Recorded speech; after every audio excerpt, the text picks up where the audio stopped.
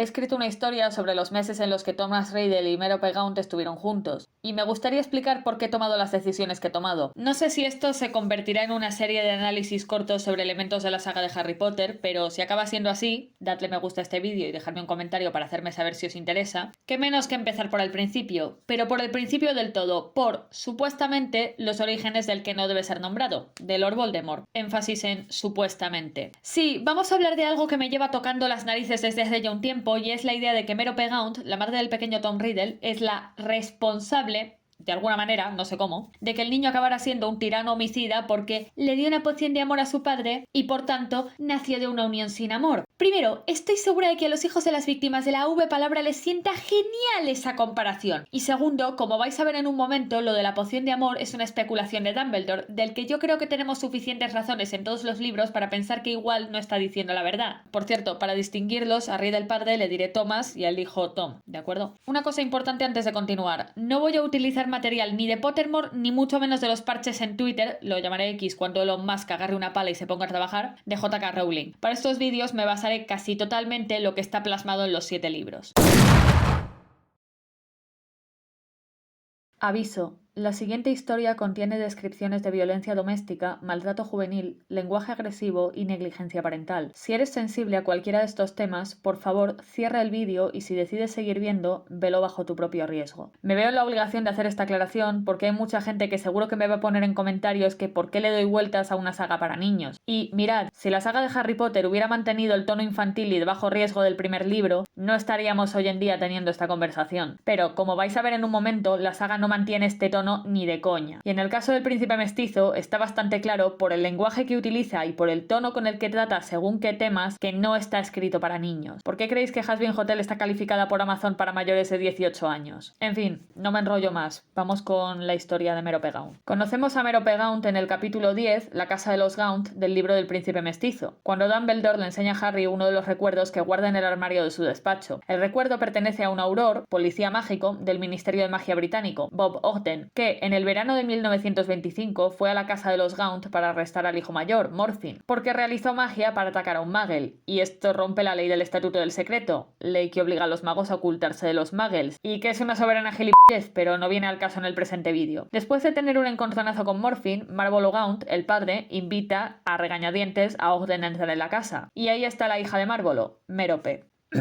Algo se movió en un rincón, junto a la ventana abierta, y Harry advirtió que había otra persona en la habitación, una chica cuyo andrajoso vestido era del mismo color que la sucia pared de piedra que tenía detrás. Se hallaba de pie al lado de una cocina mugrienta y ennegrecida, sobre la que había una cazuela humeante, manipulando los asquerosos cacharros que había encima de un estante. Tenía el cabello lacio y sin brillo, la cara pálida, feucha y de toscas facciones, y era bizca como su hermano. Parecía un poco más aseada que los dos hombres, pero Harry pensó que nunca había visto a nadie con un aspecto tan desgraciado. Mi hija Merope. Masculló Gaunt al ver que Ogden miraba a la muchacha con gesto inquisitivo. «Buenos días», la saludó Ogden. Ella no respondió y se limitó a mirar cohibida a su padre. Luego se volvió de espaldas a la habitación y siguió cambiando de lugar los cacharros del estante. Y cuando Ogden le cuenta a Marvolo que ha venido porque han recibido un aviso de que Morfin ha hecho magia en presencia de un Muggle, nada más termina su frase, se oyó un golpe estrepitoso. A Merope se le había caído una olla. «¡Recógela!», le gritó su padre. «Eso es, escarba en el suelo como una repugnante Muggle. ¿Para qué tienes la varita, inútil saco de estiércol?» «Por favor, señor Gaunt», se escandalizó Ogden. Merope, que ya había recogido la olla, se ruborizó y la cara se le cubrió de manchitas rojas. Entonces volvió a caérsele. Desesperada, se apresuró a coger su varita con una mano temblorosa, apuntó a la olla y farfulló un rápido e inaudible hechizo que hizo que el cacharro rodase por el suelo, se golpeara contra la pared y se partiera por la mitad. Morfin soltó una carcajada salvaje y Gaunt gritó: «¡Arréglala, pedazo de zopenca! ¡Arréglala!». Merope se precipitó dando un traspiés, pero antes de que pudiera apuntar con su varita, Ogden elevó la suya y dijo: «Reparo», con lo que la olla se arregló en un instante. Por un momento pareció que Gaunt le iba a reñir, pero en su lugar, palabras textuales del libro, prefirió burlarse de su hija. «Tienes suerte de que esté aquí este amable caballero del ministerio, ¿no te parece? Quizá él no tenga nada en contra de las asquerosas squibs como tú y me libre de ti». Sin mirar a nadie ni dar las gracias a Ogden, Merope, muy agitada, recogió la olla y volvió a colocarla en el estante. A continuación se quedó quieta, con la espalda pegada a la pared entre la sucia ventana y la cocina, como si no deseara otra cosa que fundirse con la piedra y desaparecer. ¿Qué os ha parecido la introducción de Merope? ¿Consideráis que esto es de una saga para niños? Pero esperad que hay más. Después, Ogden y Gaunt tienen una discusión sobre leyes mágicas. Gaunt no piensa que Morfin haya hecho nada ilegal al atacar con magia a un Muggle, porque es un Muggle y se lo merecía, y se va por las ramas diciendo que son descendientes de los Peverell, mostrándole el anillo, una herencia familiar, como prueba. Evidentemente, a Ogden y a cualquiera con un mínimo de 2 neuronas funcionales, esto le chupa un huevo, pero cuando trata de reconducir la conversación a las acciones presentes de Morphine, Marvolo vuelve a comportarse como padre golpeador. Gaunt dio un alarido de rabia y, volviéndose, se abalanzó sobre su hija. Al ver que dirigía una mano hacia el cuello de la chica, Harry pensó que la iba a estrangular, pero lo que hizo fue arrastrarla hasta Ogden tirando de la cadena de oro que la muchacha llevaba colgada al cuello. Vamos, que no la estrangula, pero casi. ¡Ve esto!, bramó agitando el grueso guardapelo mientras Mérope farfullaba y boqueaba, intentando respirar. Sí, ya lo veo, se apresuró a decir Ogden. ¡Este es Slytherin!, chilló Gaunt. ¡Este es Salazar Slytherin! ¡Somos sus últimos descendientes vivos! ¿Qué me dice ahora,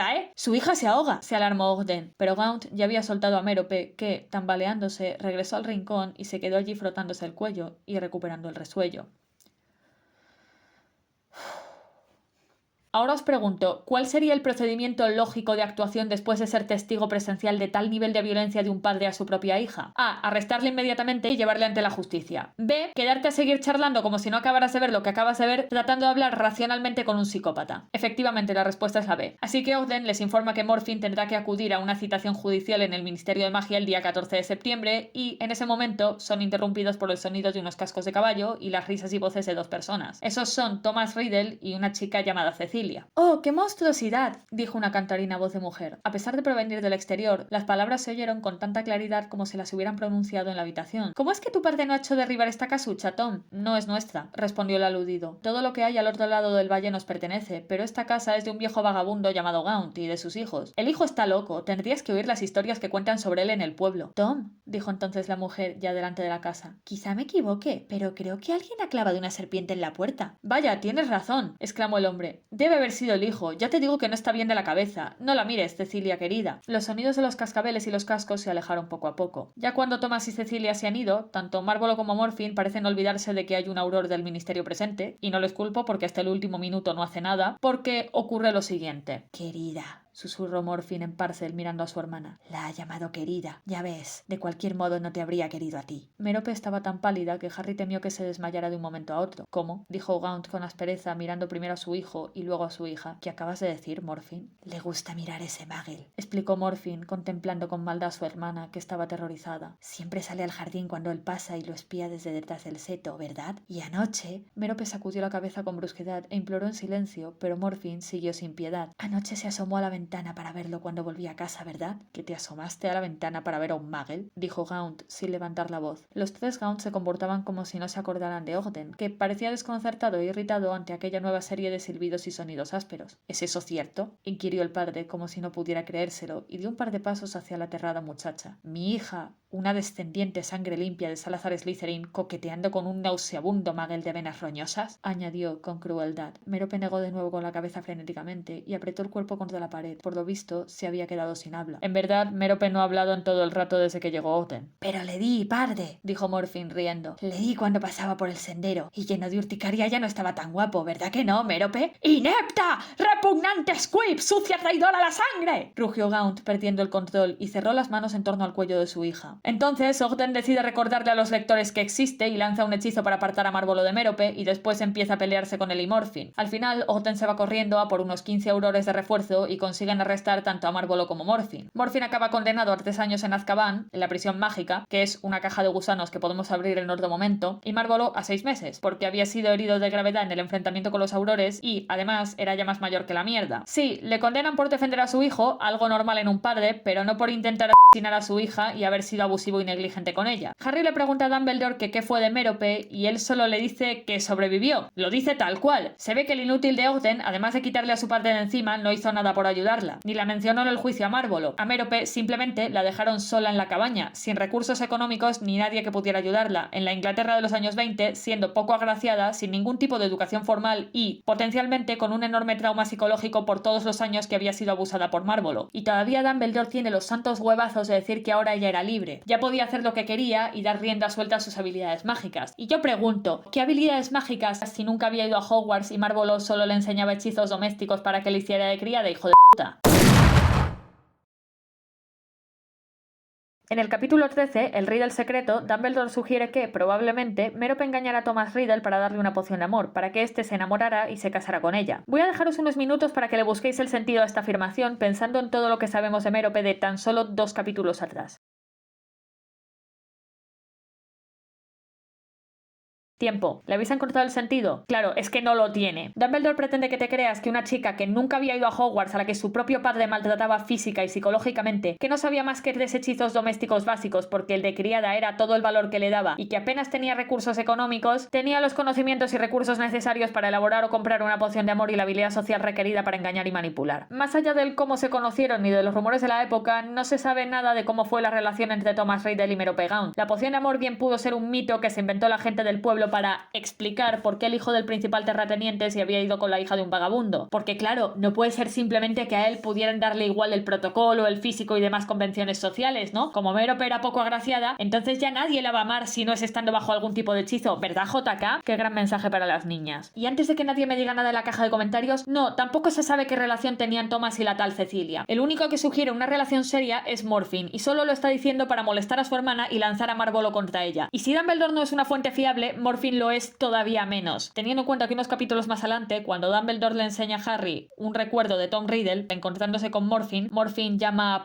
a su hermana. ¿Vosotros pensáis que la palabra es una palabra aceptable para escribir en una novela para niños? En fin, sigamos. Y otra cosa, ¿cómo sabe Dumbledore que llegaron a casarse si él nunca conoció ni a Merope ni a Thomas Riddle? Y teniendo en cuenta que no era una relación socialmente aceptada, si llegaron a casarse sería una boda hecha en riguroso secreto para que nadie, más que el que los casara, se enterara. O bien nunca llegaron a casarse, que es lo más probable. Por último, si no hubo poción de amor de por medio, ¿por qué la pareja se separaría? Pues eso ya no se sabe. Puede ser que Riddle se enterara de que ella era una bruja o de que estaba embarazada y le entrara el pánico y se largara. Puede que el padre de Thomas o el de Cecilia, si esta relación era un matrimonio concertado, que podría pasar teniendo en cuenta que ambos eran de clase alta, contratara a un sicario para que matara a Merope y Thomas le dijera que huyera y se escondiera para que no le pasara nada porque realmente la quería, que Thomas echara de menos a su familia y quisiera volver a Little Hangleton, pero Merope no porque no quería tener que enfrentarse nuevamente a Marvolo, o que simplemente la pasión se apagara y se fueran cada uno por su camino. Quedaros con la que más os guste. Os leo en la caja de comentarios si tenéis alguna más. El caso es que la separación, ocurriera por la razón que ocurriera, dejó a Merope destrozada. Al trauma que aún arrastraba por el abuso de Marvolo, se sumaría una fuerte depresión. Se había quedado sin el amor de su vida y estaba sola en Londres, embarazada y sin un hogar para descansar y nada para comer. Vendió el guardapelo de Salazar Slytherin en la tienda de Borgini Burks, por el que solo le dieron 10 galeones, lo que le daría para comprar comida y poco más. Terminó encontrando refugio en el Wolves Orphanage en diciembre de 1926, al final de su 9º mes de embarazo, y terminaría muriendo por complicaciones durante el parto. Y también en el capítulo 13 tenemos la reacción de Harry y la respuesta de Dumbledore ante el trágico final de Merope Gaunt. Y aquí vemos que Harry vuelve a hacer alarde de su posición como niñato pijo popular al que dan ganas de pegarle una hostia, demostrando que la simpatía que sintió hacia Merope en el capítulo 10 era pura fachada. Y sí, Harry siendo un gilipollas va a ser una constante a lo largo de todo el 6º libro, culminando en el capítulo en el que casi comete un asesinato y todavía tiene los bemoles de enfadarse cuando es castigado por ello, pero ya hablaremos sobre eso en otro momento. Por ahora vamos a ver cómo reacciona Harry cuando Dumbledore le dice que Merope no pudo salvarse de complicaciones durante el parto. Pero si ella era una bruja, se impacientó Harry. Podría haber conseguido comida y todo lo que necesitaba mediante magia, ¿no? Quizás sí, pero, en mi opinión, cuando su esposo la abandonó, Merope dejó de emplearla. Una vez más conjeturo, pero creo que tengo razón. Supongo que ya no quería seguir siendo bruja. También cabe la posibilidad, por supuesto, de que su amor no correspondido y su posterior desmoralización socavaran sus poderes. A veces ocurre. En cualquier caso, como estás a punto de ver, Merope ni siquiera quiso levantar la varita para salvar su vida. ¿Ni siquiera quiso hacerlo por su hijo? ¿Acaso te compadeces de Lord Voldemort? Repuso Dumbledore arqueando las cejas. No, dijo Harry rápidamente. Pero ella podía elegir, ¿no? No. No como mi madre. Tu madre también pudo elegir. ¿Esto es broma? Sí, claro. Lily, si me dejas matar a tu hijo te dejo vivir, ¿qué me dices? En fin, sigamos. Replicó Dumbledore con serenidad. Sí, Merope Riddle eligió la muerte pese a tener un hijo que la necesitaba, pero no la juzgues de manera precipitada, Harry. Estaba muy debilitada como consecuencia de un prolongado sufrimiento y nunca tuvo el valor de tu madre.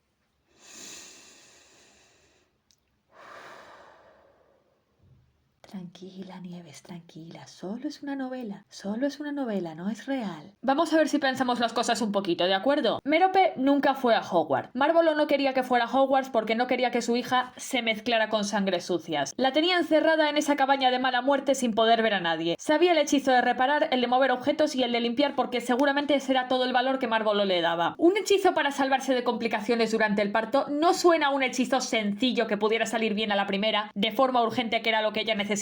¿Cómo que eligió morir, trozo de mugre? Y esto también podría ser una doble vara como una catedral, porque vete tú a saber si el hechizo para salvarse de complicaciones durante el parto tenía efectos secundarios. Poniendo que Mérope lo hubiera sabido, que ya he explicado porque esto es altamente improbable, y si el hechizo tenía por efecto secundario que el bebé muriera. Si lo pensáis de esa manera, Mérope también se sacrificó por su hijo, lo que también sería un acto de valentía, en otras circunstancias, pero no diferente al de Lily. Aparte, las circunstancias en las que ambas crecieron fueron radicalmente distintas. Lily sí que tuvo un padre y una madre que la querían, que siempre se preocuparon porque no le faltara nada. Mérope, recordemos, fue abusada física y psicológicamente tanto por su padre como por su hermano. No sabemos qué le pasó a su madre, pero veo a Marvolo capaz de matar a su esposa a golpes, o con la maldición Cruciatus, al descubrir que le había dado una hija fea e inútil con la magia. Vamos, no son comparables. No sé cómo el editor de J.K. Rowling leyó esto, no vio ningún problema y se lo aprobó. Toda la historia de Mérope Gaunt se siente muy desconectada de la trama general de la saga. Mérope, realmente, no tiene apenas relevancia en el por qué Tom Riddle terminó convirtiéndose en Voldemort. Si ella hubiera sobrevivido al parto y fuera ella quien educó al pequeño Tom Riddle, todavía podrías argumentar que parte de las ideas del supremacismo mágico que adquirió de niño fueron cosa de su madre, y entonces se justificaría la inclusión de este recuerdo en la historia, porque así se entendería mejor de dónde sacó Mérope estas ideas. Pero no, ella murió por complicaciones durante el parto y el pequeño Tom pasó los primeros 11 años su vida en un orfanato de Londres. Los orfanatos en Gran Bretaña, sí, lo siento, vamos a ver esto aunque sea brevemente. A principios del siglo XX seguían teniendo unas condiciones muy precarias. He encontrado algunos testimonios que revelan que, incluso en los años 20, seguían siendo prácticamente iguales que cuando Charles Dickens escribió la novela de Oliver Twist. Por cierto, leedla. Por entonces se dejaba a la caridad que se ocupara de lo básico, alimentos y ropa para los niños. Tenían donde sentarse y comer, pero no había ni cortinas, ni alfombras, ni ningún tipo de comodidad. Los niños a menudo compartían habitaciones abandonadas. El Wool's Orphanage, en el que el pequeño Tom Riddle pasó los primeros años de su vida, es descrito como uno de estos orfanatos, y de hecho si os fijáis en la película se ve incluso mejor que es uno de estos orfanatos. Y estos años debieron ser bastante duros. Seguramente sufrió bullying por parte de los otros niños y negligencia por parte de los adultos. Y cuando descubrió que podía hacer magia, aunque aún no fuera consciente de que era magia, decidió emplear sus nuevas habilidades para defenderse y vengarse de los que le habían hecho daño. Dumbledore fue a verle en 1932, cuando tenía 7 años, y se dio cuenta de que el pequeño Tom era un niño claramente afectado por el trauma y la negligencia del orfanato, desarrollando tendencias sociopáticas. ¿Y qué creéis que hizo cuando Tom entró en Hogwarts a los 11 años? Exacto, desentenderse completamente de él. No se molestó en intentar enseñarle valores ni darle el cariño que no había recibido en el orfanato. Le vio ser seleccionado para Slytherin y se lavó las manos. Le veía metiéndose en una cámara de eco de supremacismo mágico y artes oscuras, y cómo sus delirios de grandeza y narcisismo aumentaban al descubrir que era descendiente de Salazar Slytherin. Y lo dejó estar. Por eso, cuando Dumbledore insinúa que Tom Riddle se volvió Voldemort porque sus padres eran una basura, se siente como una forma de decirle al lector: sí, es verdad, me desentendí completamente de Tom Riddle cuando llegó a Hogwarts, pero es que la naturaleza humana es la naturaleza humana, y no puedes educar a un niño de 11 años traumado por el bullying y la negligencia del orfanato en el que creció, porque un sombrero viejo le seleccionó para Slytherin, así que ya es un caso perdido. Antoni Garrido de Agujeros de Guión tiene razón, Dumbledore es el verdadero villano de la historia.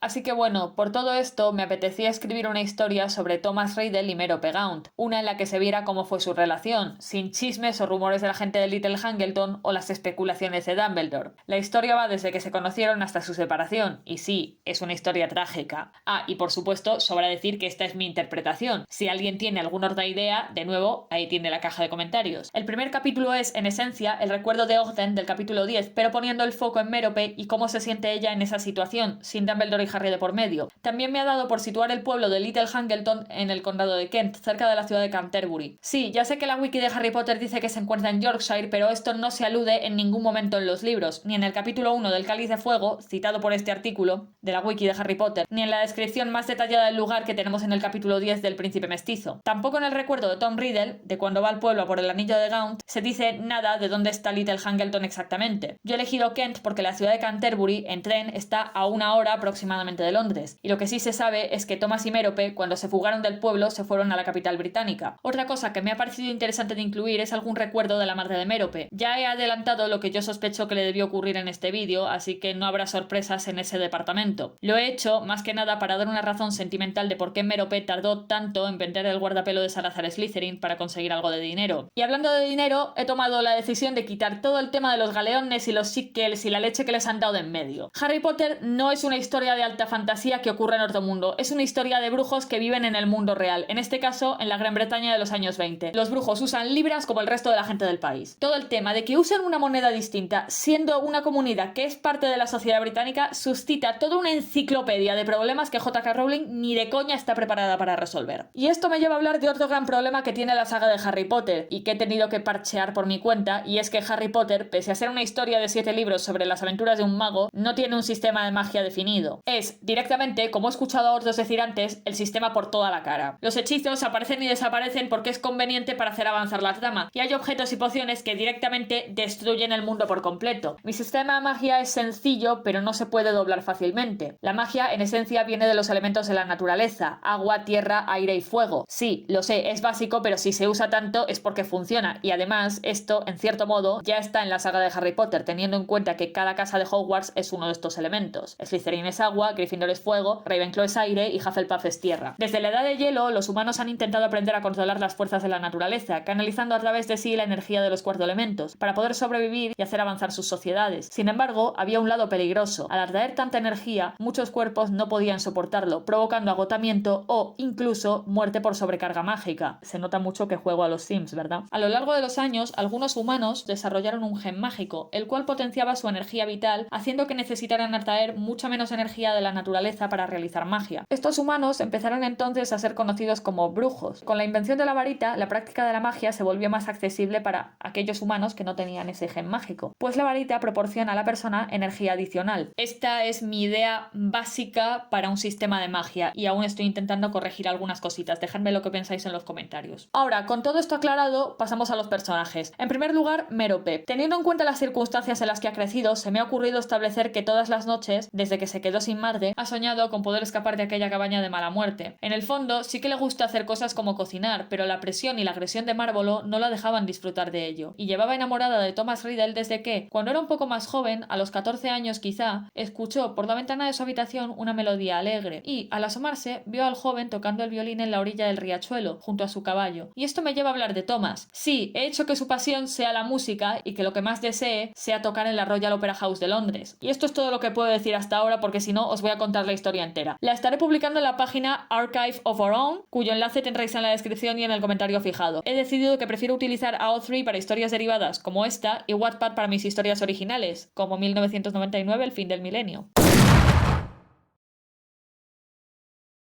En fin, yo lo dejo aquí. Si os ha gustado podéis darle me gusta y dejarme un comentario diciéndome qué opináis vosotros de todo esto. Y si queréis más de mi contenido podéis suscribiros a mi canal o seguirme en mis otras redes sociales como Instagram o DeviantArt, donde estoy decentemente activa.